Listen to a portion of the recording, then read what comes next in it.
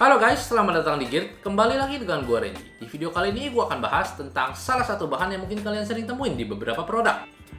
Kalian pernah lihat yang ini? Atau yang ini? Atau mungkin yang ini? Ya, ini adalah label dari sebuah brand yang bernama Cordura. Mungkin teman-teman ada yang bilang, oh ini mah gue sering lihat. Tapi tahu gak sih apa itu Cordura? Nah buat kalian yang penasaran, tonton terus video ini sampai habis, jangan kemana-mana.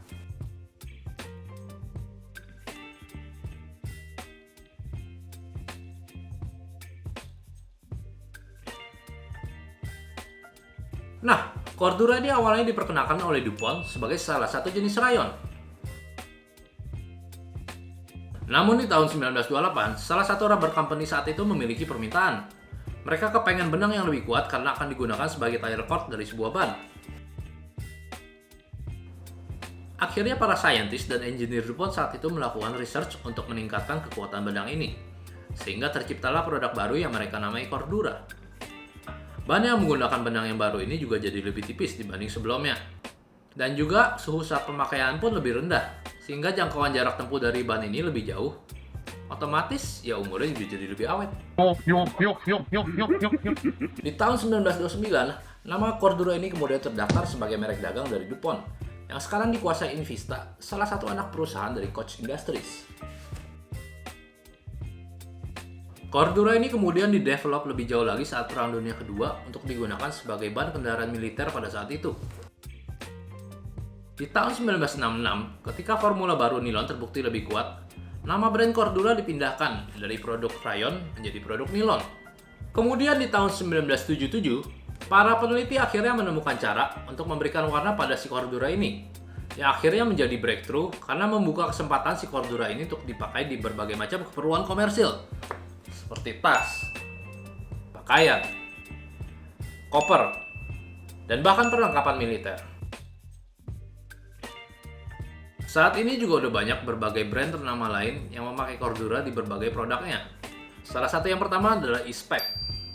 Kemudian ada Jansport, ada Adidas, Nike, Converse, Levi's, dan lain-lain.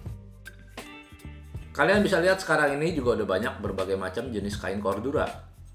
Tapi gue nggak akan jabarin satu-satu karena bakal panjang. Dan juga kayaknya gue bukan orang yang cukup spesialis di ranah tersebut. Gue disclaimer dulu, tapi secara umum karakter dari Cordura ini biasanya bahannya lebih tebal tapi ringan. Terus juga warnanya lebih tegas.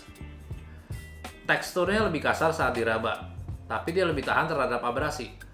Apa sih abrasi itu? Nah, abrasi itu seperti misalnya gesekan, atau misalnya lecet, atau misalnya sobekan, dan semacamnya. Mungkin kalian ada yang bertanya, waterproof gak sih om? Nah, sayangnya gue juga kurang tahu. Lebih tepatnya gue nggak yakin, karena dari Corduranya sendiri nggak ada klaim seperti itu. Ada sih keterangan waterproof di salah satu produknya, tapi itu pun bersyarat. Nih, kalian lihat. Ada bintang kecilnya yang kayak upil begini. Tapi menurut gue kalian nggak perlu kecewa, karena di sebagian produknya itu udah tercantum water repellent, even itu berupa coating ataupun barang jadi. Jadi kalau untuk sekedar hujan ringan ataupun gerimis, harusnya aman lah ya. Tapi pada intinya, Cordura ini adalah sebuah brand yang fokusnya menciptakan kain yang durable agar bisa dipakai selama mungkin.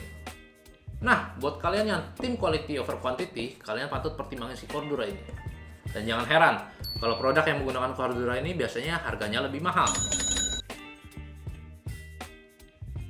Oke, segitu aja dulu untuk info mengenai Cordura ini. Buat kalian yang ngerasa terbantu dengan info ini, kalian bisa klik like. Ataupun kalian yang nggak mau ketinggalan dengan update terbaru, kalian bisa subscribe. Oke, buat kalian yang ada pertanyaan, ataupun ada kritik, ataupun ada saran, kalian bisa tinggalin di kolom komentar di bawah ini. Oke, sampai ketemu lagi di video berikutnya. Bye-bye. Bahas tentang... Halo guys, selamat datang di Gear. Salah satu